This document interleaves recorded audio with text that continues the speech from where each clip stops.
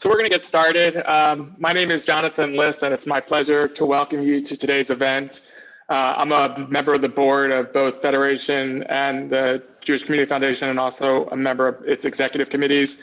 And like many of you, I am a proud holder of a donor advised fund at the foundation. And I'm also a member of today's committee, which is, I guess, the real reason why I am speaking. At a Federation, I chair the allocations process. We've been dealing with COVID at Federation now for 10 months, both on an emergency basis and looking forward, how we deal with the post-COVID world. And the statistic that I found interesting that I had pulled this morning was that our donor advised fund holders have donated more than $5 million to COVID relief. So it's for you that we've been able to keep our agencies afloat and support them throughout this process. But like I said, we've also not only been dealing with the current, we've been thinking about the future. And it's my pleasure to introduce our speaker today, Andrés Spokoiny. Did I get your pronunciation, Andrés, on the last name correct? Spokoiny, but it's fine. Don't worry about it. Spokoiny.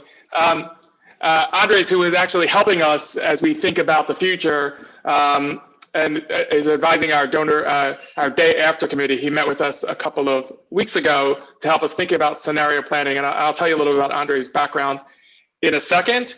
But today's event is being sponsored by the Center for Strategic Philanthropy at the Jewish Community Foundation. Andrés is the president and CEO of the Jewish Funders Network. I'm sure many of you don't know what that is, even though I've heard Andrés speak a couple of times, both in person.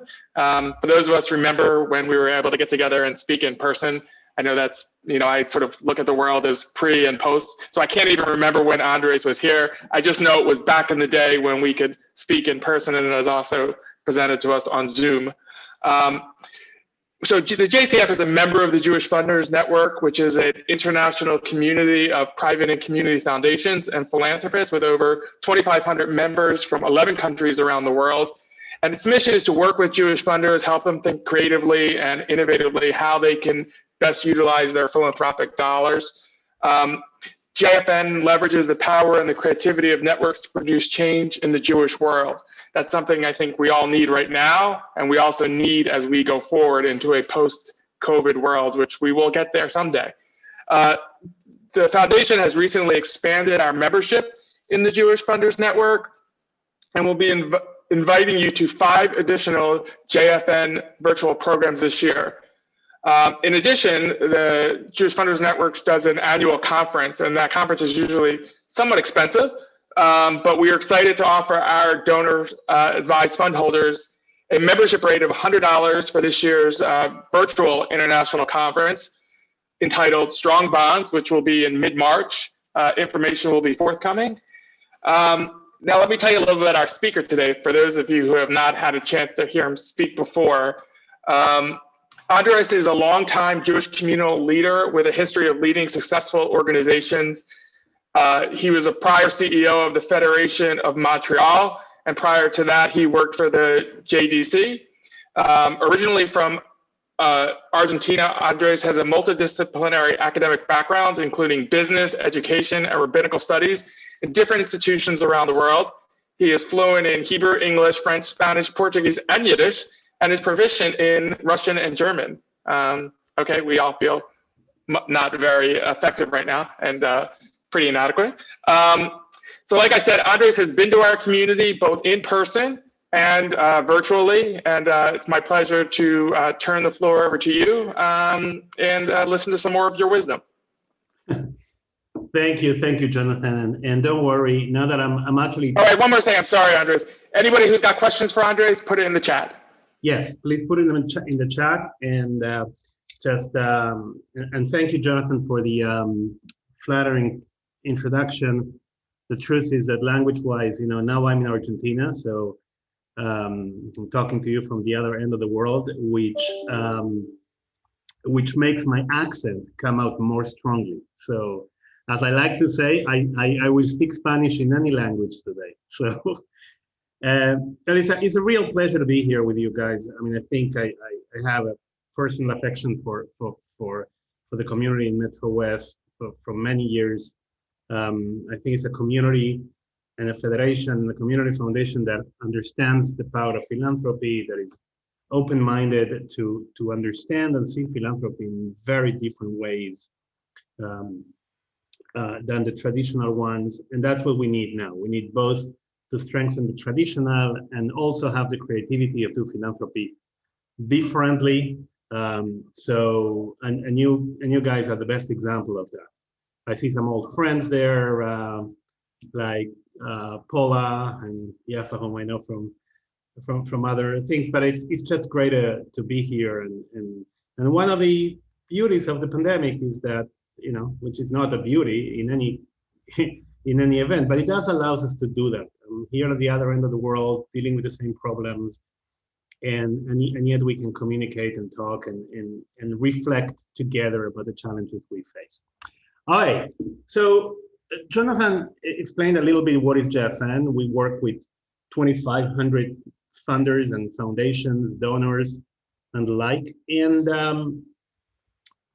that gives us a balcony view of the entire community, which is really interesting, because we can then see what are the trends, what's going on, what's happening in the Jewish world, and especially with the issue of COVID, what are the gaps, what are the issues, the challenges that are appearing in terms of Jewish philanthropy and the Jewish community in general, given these crises that we're facing. So the title of this chat was, it's blip or earthquake, right? So, and that I think is the key question that we have when we talk about the pandemic. The human nature is always to see a crisis as a disruption and then going back to normal. The term resilience that we use so much today, actually it comes from Latin, which means resiliere, which means to jump back. So you've been disrupted by something, you jump back to the previous position.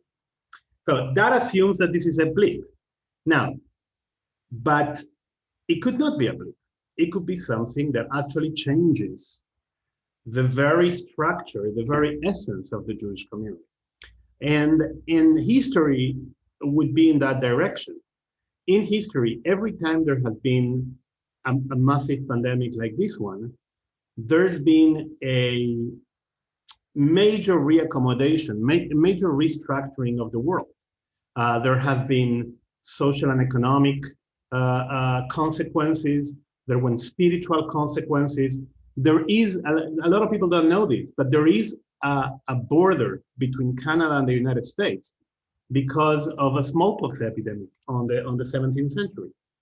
The French were much more efficient in dealing with that, with the smallpox, so they wanted to separate the two areas of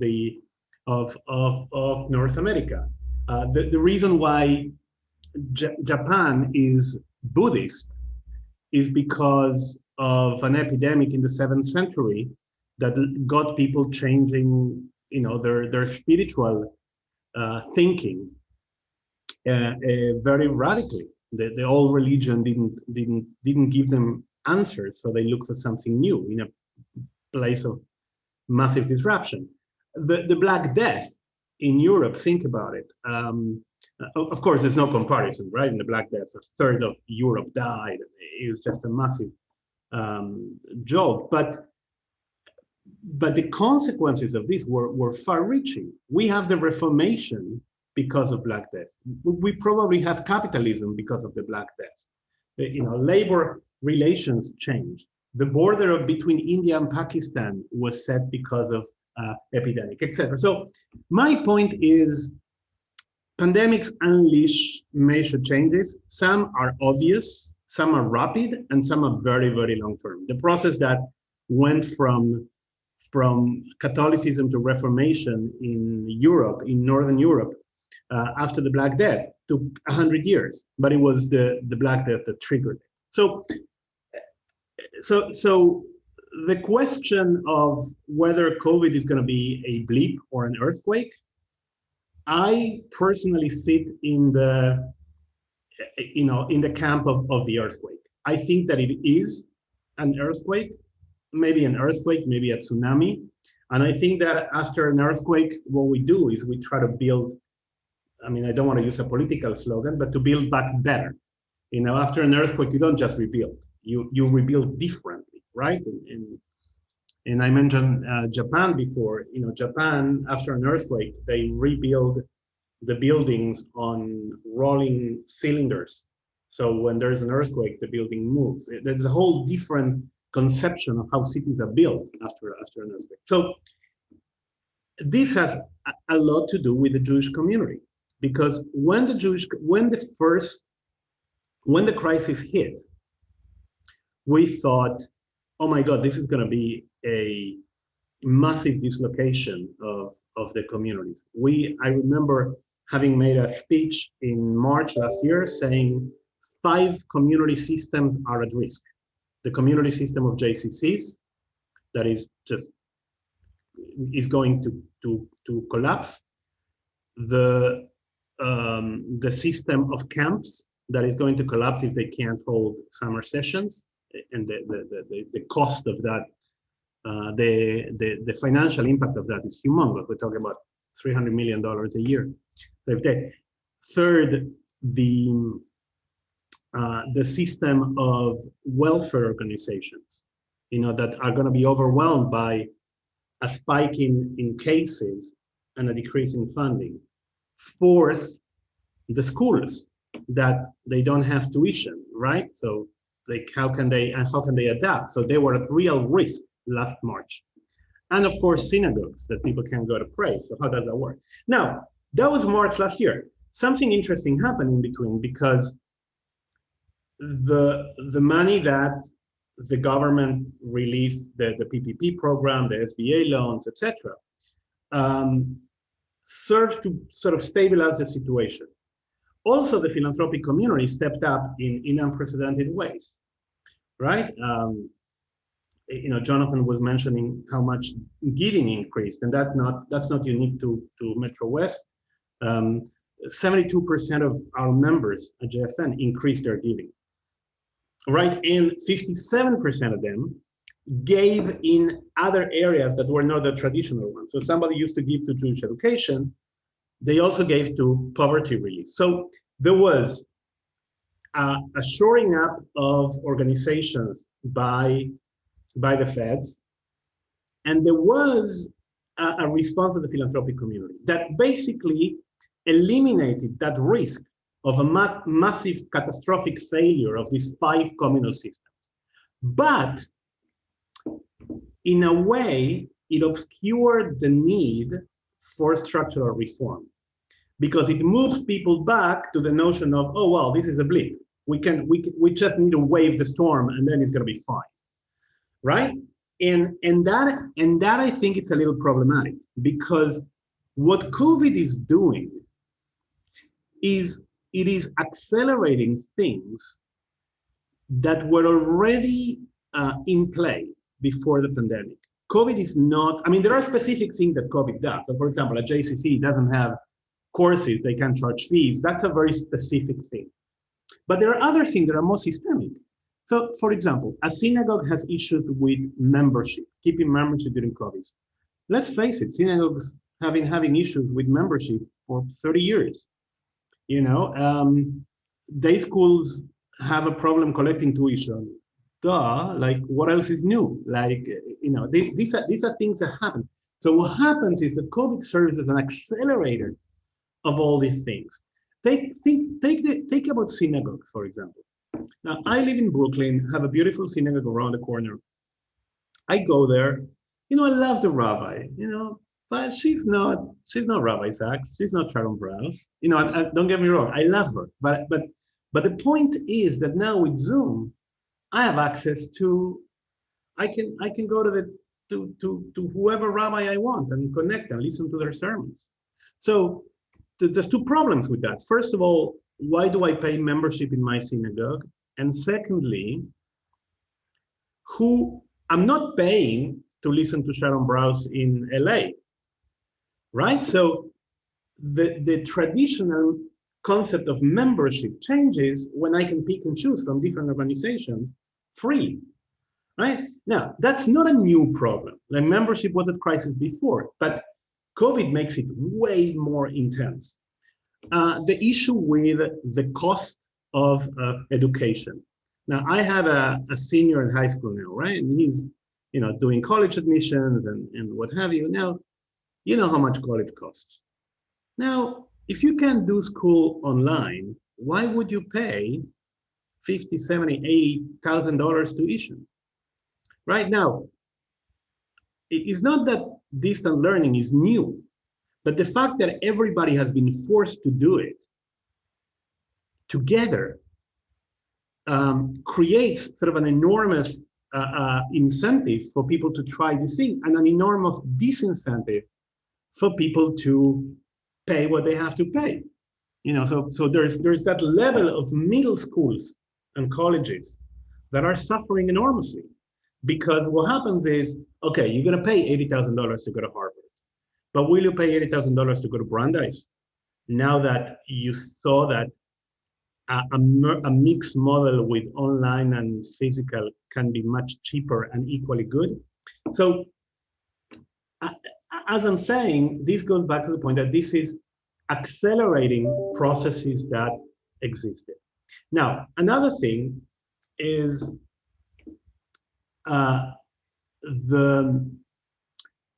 we mentioned before how funders stepped up, but funders stepped up in a very interesting way.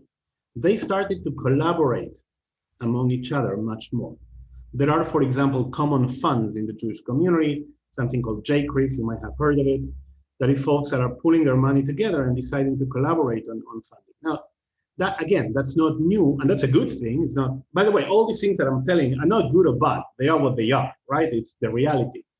So this notion of strategic and partnered philanthropy is becoming way more relevant now. With scarce resources, people try to be more collective, more collaborative, and more strategic.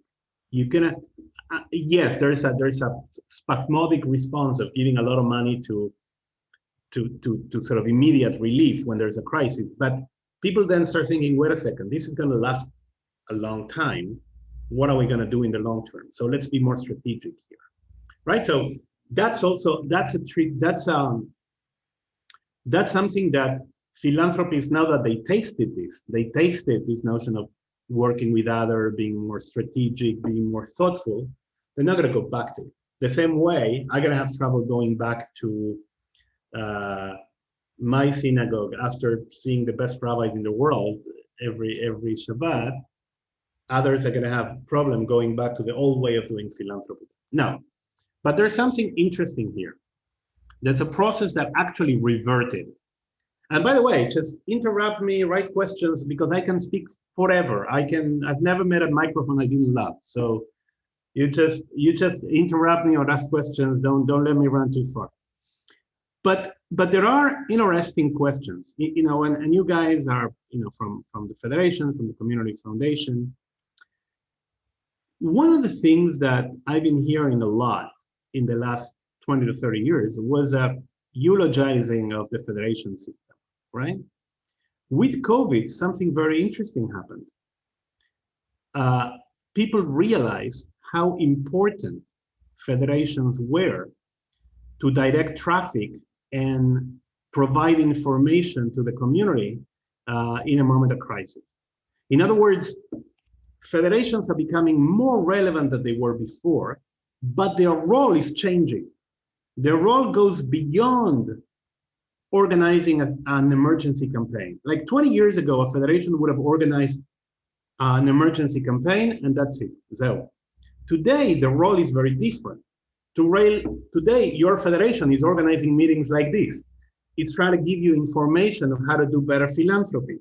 It's trying to connect funders with one another. So one thing that this crisis accelerated is a new relevance to the federation system and to umbrella organizations in general, like mine, like JFN. We went from being a vitamin to being a painkiller, right? In the past, we were a vitamin. Like you would come to JFN to learn, to enrich yourself, but it was a long-term thing. Now we're just giving a lot of immediate support to funders. The same with federations. Federations are really delivering a new type of value to their donors and to the Jewish community. So that could be really interesting. Now, I said before that I am concerned about people seeing this as a blip and not as an earthquake. And I think that in the next year, the year ahead, we're gonna see the need for more structural reform and long-term change, right? When the PPP money runs out, okay, there's gonna be a new stimulus package, but at some point, that money runs out. And when that money runs out, what happens, right? And what I fear is a domino effect where families can't pay, let's say, school tuition. So the family doesn't have money, the school doesn't have money, it has money from the federation doesn't have money, because, so there's a domino effect there. So I think that we need to actually think long-term. Long-term is in the next 2-3 years, whatever time lasts the recovery, and see how we move from shoring up institutions, which is what we've been doing in the last year, to shoring up families. Because if the families don't pay, so the whole system collapses, right? So what we should do is maybe find a new system to start helping families so that the families themselves can sustain the thing. The same way you stimulate consumption in the economy so that keeps the economy going, people buying stuff or whatever. Yes. And Bernard gives me the question that I love the most. So thank you, Bernard. I gotta get there in a second.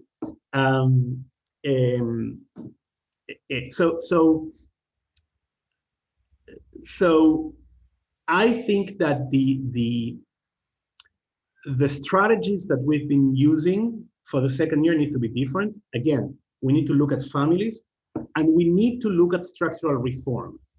At the beginning of the crisis, we said there was an impetus, a momentum to think about mergers, strategic alliances, etc. Then, because the PPP money came and the philanthropic money came, people are less in a hurry to merge. Now, I'm not saying organizations need to merge, not necessarily, but the question has to be asked, right? So there's a distinction here. We're not talking. And by the way, there's no merge or nothing. There's a spectrum there, right? I'm working, for example, with the Jewish community in Atlanta, Georgia, and they are thinking of shared services for the community. Okay, they're not mergers, but they do strategic alliances. They make the system more efficient and more flexible, right? And the other thing we'll know is that, disruptions are going to be the norm. If it's not a pandemic, it's going to be a massive climate event. I mean, look what's happening in Texas. Yes, some flat earthers still are denying climate change, but the truth of the matter is that we're seeing it. We saw it in California last year. We're seeing it in Texas this year. I mean, those in New York and you guys too. We saw Sandy. This is going to become more common, and we're going to need to be more flexible and more adaptable to do that. So having organizations that are slow to move in the face of crisis can be complicated. So if the organizations are big and robust, they are generally slower. So how to balance these two things is going to be the challenge that we're going to have in the years ahead. Now, to Bernard's question that you can see on the chat, I mean, he's talking about religion and how religion is changing. I think that's one of the biggest impact of the pandemic, and one of the most overlooked. And I think it's a big problem. I wrote an article in Tablet about it. And it goes back to what I said at the very beginning. The Black Death gave us the Reformation. Smallpox gave us Buddhism. In other words, every pandemic unleashes existential and religious questions. The flu pandemic of 1918 sped up the development of secular ideologies like fascism and communism, and people broke up with religion in a way. So there is going to be a spiritual reckoning for the Jewish people, and not only for the young people. It's going to be for everybody. For the young people, even more, but it's going to be for everybody. And people are going to be searching. I think that the difference between the young and the old is that the young are more searchers. They build their own identity. So they're gonna be in a quest of finding their new religious identity, or their reformed, their changed religious identity. And we will need to help them. The Jewish community will need to help them, because if we don't, it's going to happen. What happened to Catholicism in Europe? After the Black Death, the Catholic Church, instead of stepping up, no, it became, old and corrupt, and the selling of indulgences and all that. And so people looked answers somewhere else, and the Reformation came about, right? So the question is, there is going to be a spiritual reckoning for sure. The question, and this is not a question just for rabbis, religion is too important to leave it to the rabbis. So, we need to, we as communal leaders and as funders need to create frameworks where people can manifest that quest, that search for spiritual responses, right? And let them be creative. Judaism always been creative. Like the Jewish world we see today, Reform, Orthodox, ultra-Orthodox, it's not eternal. Those are products of the 19th century, right? Those are historical responses to a specific set of circumstances, right? So we may need to create the new Jewish movements of the 21st century. There's another question here. Do you believe that particular has increased versus the universal? So Jewish versus non-Jewish as a result of COVID? Great question. So, and will it last? So I think that is a mixed trend here. First of all, the number of people that give only to Jewish causes is negligible. Like we actually surveyed our members. Only 4% of all our members give only to Jewish causes. And there was increase, all around. Like there are other trends that play here, right? There is a trend of who really are we? Are we a minority and everybody needs to kind of pony up, or are we part of the privileged majority and therefore we don't need as much help? I think that what happened during COVID is that people realized that there is a lot of need in the Jewish community, like really big amounts of need, and that made people give more Jewish, more particular, as you say. I think that also the elements of anti-Semitism and the insecurity that people faced in the US, let's hope now it gets better, but it felt people more compelled to give Jewishly. Whether it's going to last or not will depend, in my view, in just two things. Oh, actually, three. One is relationships, personal relationships that the donors have. I mean, always in a crisis, donors step up, and then nobody follows up. So a big to-do for both the Federation and the Community Foundation is, okay, who stepped up? Who are the new people that discovered us during the pandemic? And that's not just for the Federation, for every organization. Like I gave to people I have never given before. So these people, are they going to keep calling me? Are they going to build a relationship? Or are they going to say thank you and goodbye? Right? So that's the first thing. Second thing that is connected to this is engagement. The only reliable predictor of giving is engagement. That's the only thing that can predict whether somebody's going to be generous or not, is how engaged they are with the cause. And Jewish education, like engagement stems from Jewish education. So if you want to, I always say, to folks, if you want to raise money, don't hire a fundraiser, hire a Jewish educator, because the return on investment is higher. So engagement is key. And the third thing, and this is really important, the third thing is that people are going to remain engaged with Jewish giving if we give them and propose them bold, creative, visionary ideas, right? So, and that's why the structural reform is important.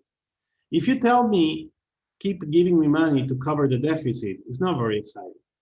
If you tell me, I have a project that will actually make sure that every child in Metro West New Jersey has access to affordable Jewish education, and we're going to work on that together, and that's my project, that's much more exciting, right? So I think that the way, I have a story with a donor of mine when I was in Montreal, who gave $100 million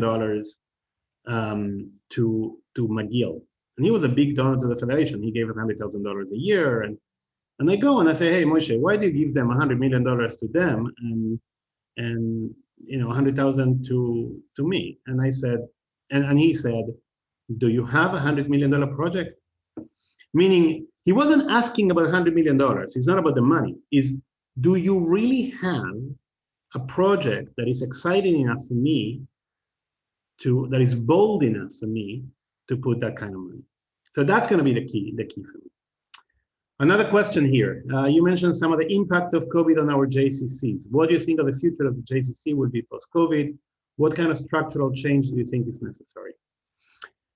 So the JCCs, in a way, there's two kinds of JCCs. One is and I don't know, so nothing of this is a reflection of Metro West because I don't know the specifics there. But in the country, there's really two types of JCCs. One is those that are always struggling and are always trying to catch up. They have a fitness room that is subpar, and they compete with the Equinoxes of the world and the LA Fitnesses of the world, and they never quite catch up, and every year is a problem, and they always got a federation saying, we need a loan, we need this, we can make payroll. Now, those folks, and this is what funders need to help, they need to use this opportunity to really rethink their model, because that is not a COVID thing. That has been accelerated or exacerbated by COVID, but they always were in trouble, right? So there is a problem with the model. The problem of membership, as I said before, is a problem. The problem of competition is a problem. In other words, and I'm not an expert, but I know enough to see that there is a problem with the business model that merits an examination. So that's one type of JCC. There are other type of JCCs that made that transformation before, and they're suffering from COVID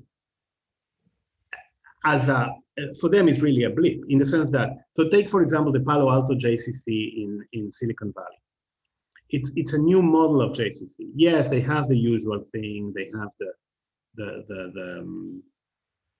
the gym and what have you, but they also have a whole new set of ideas about who they are and what they are and the role they play in the community. So of course they suffer with this, but their business model is sound in general. So I think that it will depend on that. This is a little bit like COVID in a way. If you have comorbidities, you're more at risk. And the problem with the JCCs is that many of them have comorbidities. The same with the synagogues, by the way. So if you enter this, healthy, if your lungs are healthy, you get COVID, you have a better shot that somebody who goes there will already have compromised pulmonary function, right? So it depends really on that. But what is true is that the JCC model is 50, 60 years old model. Started in the 60s, 70s was a big, raise. it merits a re-examination. Like everything, not because they're doing it. Now, in some cases, their strengths became also their problem. The fact that those that were totally dependent on fees, when people stopped paying fees, they were in trouble. So how do we help them be more resilient in that sense? On the subject of Jewish institutions that need structural change, but those changes have been delayed by the extraordinary financial support, have you seen any communities that are taking steps to make those changes happen? Great question. I've seen sectors that are making those changes. So for example, the summer camp sector is looking at mergers, is looking at strategic partnership, and those partnerships are at different levels. So at the level of the funders and the level of the camps. So the Greenspoon Foundation, they're familiar with, they fund camps, but they used to work kind of on a different avenue than the Foundation for Jewish Camp. They're now working much more together, right? And they're looking at the entire structure of camps. One interesting structural reform that is taking place, it's happening below the surface, but it's happening, is a restructuring of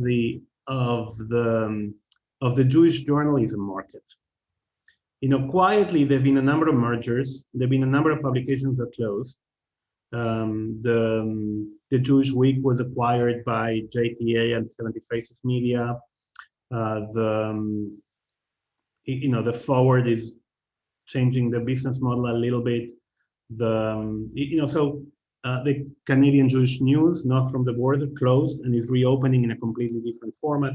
In other words, some sectors are doing it. Some communities are doing very interesting things. So for example, I mentioned before, Georgia, Atlanta, we're working with them on a series of community-wide interventions that are really interesting and are looking at how can we make the entire system more efficient. One initiative that I have only partial knowledge of, but from what I know, it's really interesting. Something that Chicago is doing, they call something the Capacity Building Collaborative. So they have a group that is looking at the basic infrastructure and the capacity of the communities, and looking at what they can do to give the community more and better capacity. Right? Capacity is a fancier word for overhead, right? Like overhead, nobody wants to pay overhead, but the truth is that we need it. So how do we do it in the best possible way? This is what these guys are actually observing. So, so I think that there are things happening. Excuse me. There are things happening, but I think we need more. We need to really look at the system. I mean, this gives us, I hate to say crisis is an opportunity because it's just, this crisis creates a lot of suffering, so I resist to see it as an opportunity. But it is true that it gives us pause to think, okay, if the community did not exist as it is today, how would we create it, right? If we had to create it today, well, now, it's an intellectual exercise because the community does exist and you're gonna demolish it and you're not. But at least making that exercise gives you a blueprint. And then you can walk it back. It's okay, it would be great to have this. Well, it's not possible, but what can we take from this and that, right? So that's what I would encourage you. From Erica here, what are the, I like that word, that name is my wife's name. What are your thoughts about next gen? Do you think COVID is making them think more about the Jewish community? It's too early to tell. It's too early to tell. And it's not only related to COVID. It is related to something that predates COVID. And it has to do a lot with the Trump era and all that, which is a fight between two extremes. And I'm going to be a little philosophical here, but bear with me for a minute because it's important. There is a fight now between two extremes of how we understand particular identities. One is the tribalist, white supremacist kind of way of understanding identity. We're a tribe, and we're defined basically by exclusion of the other. I mean, there's no ideology of white supremacy. It's just excluding the other, right? Because of what white supremacy stands for. There's not a program, there's not a vision, there's not an ideology, right? So it's just hatred for the other. But it's very powerful because there's nothing more profound than the hatred than defending yourself from the other group as a driver of identity, right? So that's one model, the tribalist, ethnocentric, fearful model of particular identity. On the other end, you have the progressive dystopia, which is a model that is completely multicultural. But multicultural means that your particular identity is not legitimate. You are a citizen of the world. I mean, yes, if you are a minority or a oppressed, whatever, so then you get to, but if you are part of the privilege, your identity has no value. Now, you have these two extremes, right? A universalist fascism and a tribalist fascism, right? And in the middle, young people are we're all looking for a place. So what does it mean to be a Jew and to be an American and to be a citizen of the world in this polarized time between tribalists and universalists, right? And I know it's a philosophical question, but it is a very practical question for young people. The young people don't want to be either. The tribalism doesn't really apply to them. They are tempted by the universalist thing, but they don't like it either. They don't like it in neat shape. So if we can do something that is going to take the best, I mean, the warmth and the security of the tribe, but the openness and the mission of the universal, we could do something really good. So I think that could be something that could be a good task for the Jewish community, and it's something that we can give to the world. Now, in very concrete terms, I don't know what's going to happen after everything opens up. Will young people say, go out and celebrate their freedom, or will they have learned the value of community and family and stay home? That's too early to tell. Okay, and a question from Jerry. The model has always operated as an institution in silos, synagogues and JCC and Jewish welfare orgs. We need to break the silos and blend together for the whole to survive. Right, I agree with the comment.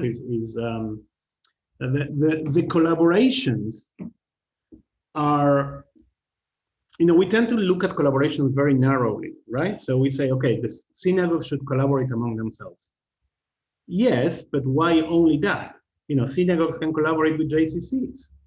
There could be a place, it could be a joint venture between things that are a JCC and a synagogue. One of the most successful mergers in the Jewish community was JPA and My Jewish Learning to create 70 Faces Media, right? I don't know how familiar you are with that, but one was a newspaper, a cable service rather, and the other one was a learning platform. Technically, they're not two things that you would think about, of merging, but they do merge because they're complementary and they can use each other's platform without competing with one another. So I think that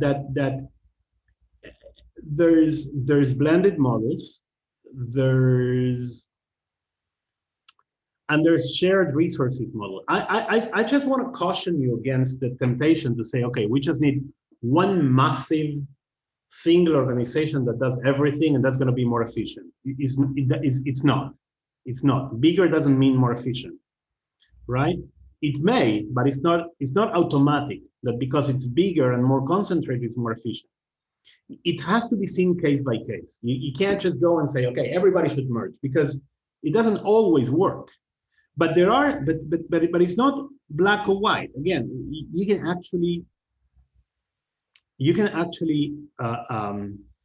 choose within a spectrum, right? That goes from mergers, collaborations, sharing resources, joint back offices, any number of things that you can do to break those cycles.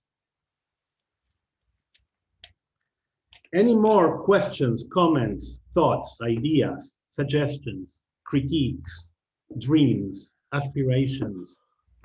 Andres, if Yes. I can, I'm going to just take this verbally and just as a follow-up. When I asked the question earlier about any other examples, you brought up, the camp and you said the Jewish newspaper. But, if you were to be part of, let's say, a planning group that said, okay, how would we do this? I think, taking the example, if you started from scratch, right? And we said we were brand new and we were building an organization, whether it's a human services or a JCC or something like that, what would you look like?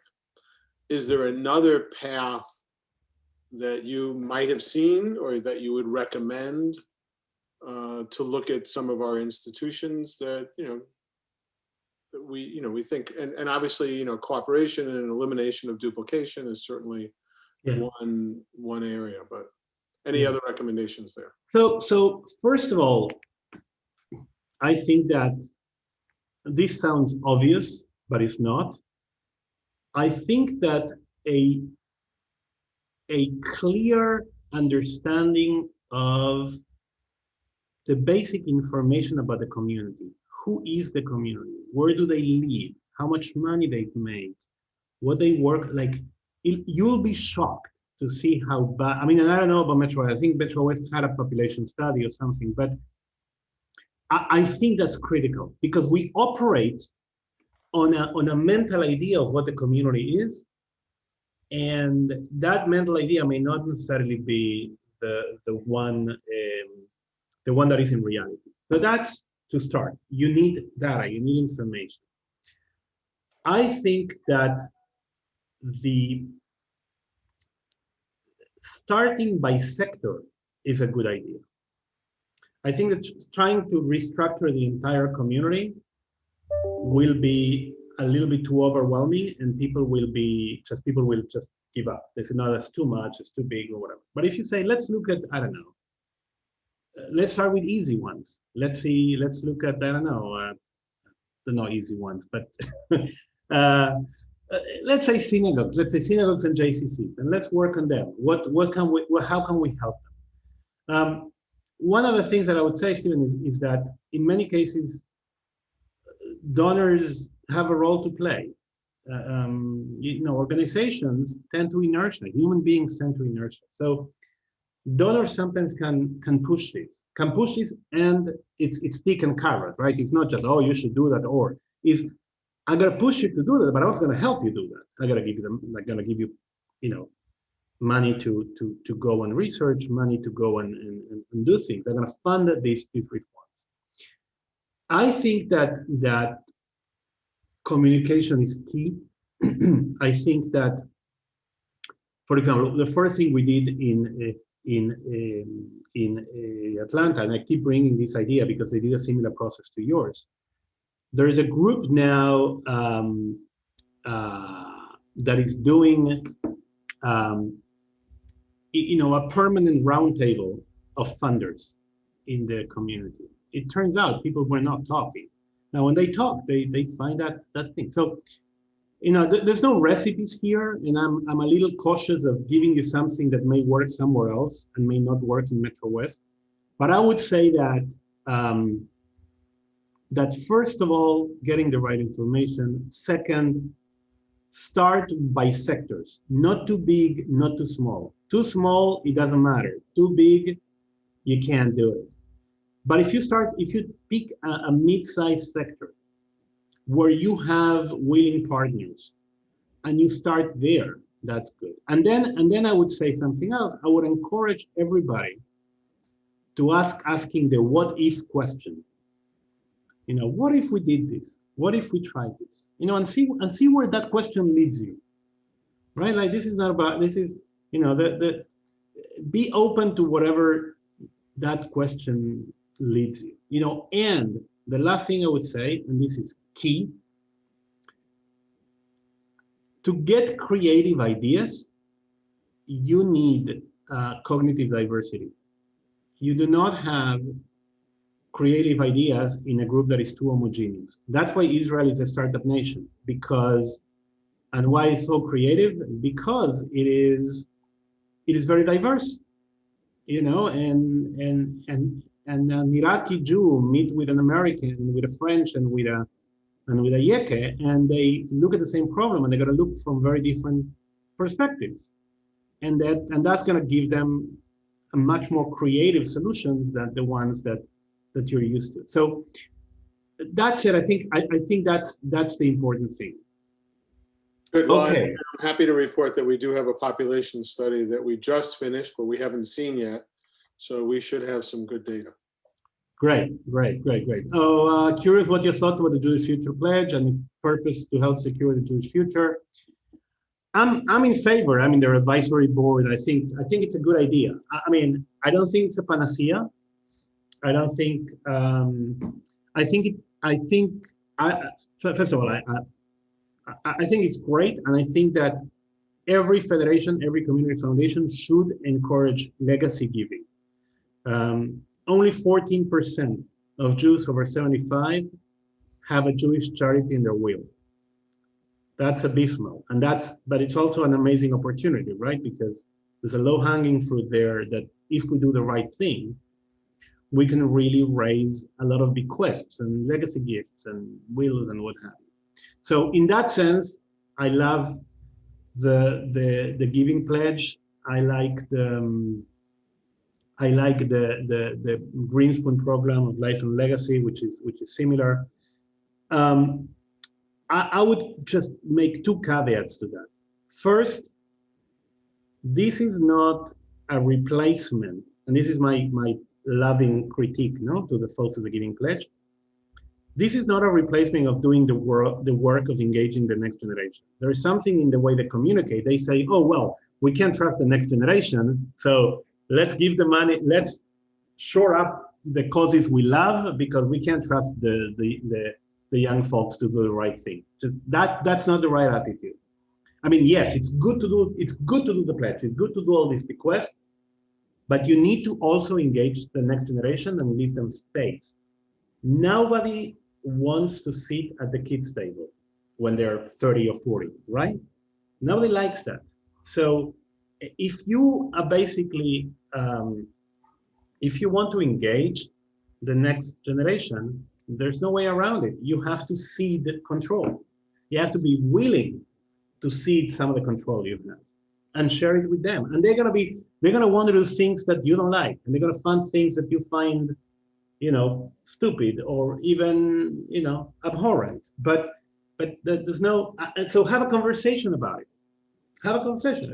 You don't have to agree. It's not a free for all. But the legacy projects should be an opportunity to really rethink the generational relationships in the Jewish community and have important value legacy conversations between generations.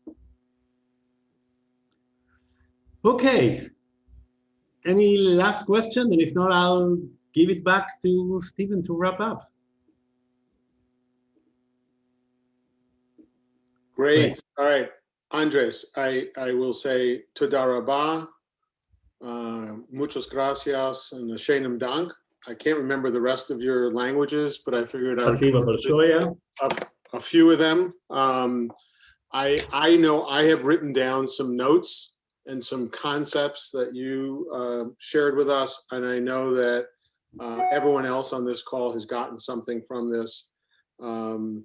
And I'm in particular, I like the idea of creative ideas need cognitive diversity.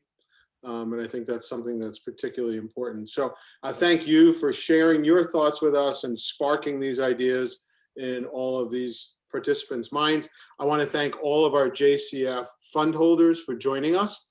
And I just want to bring out a point that I think was mentioned early on, that the Jewish Community Foundation Center for Strategic Philanthropy is very excited to offer membership rates of only $100 if you want to join the Jewish Funders Network Virtual International Conference. It's not a national conference, this is an international conference. You will not be getting a Ginsu knife with that, but it is only $100. It's a special price. It is called Strong Bonds, and it is March 15th to 17th. And I really encourage everyone. I know I will be there, virtually, of course, and I hope that some of you will join us. And again, I want to thank Andres. I want to thank all of you, the professionals who helped set this up.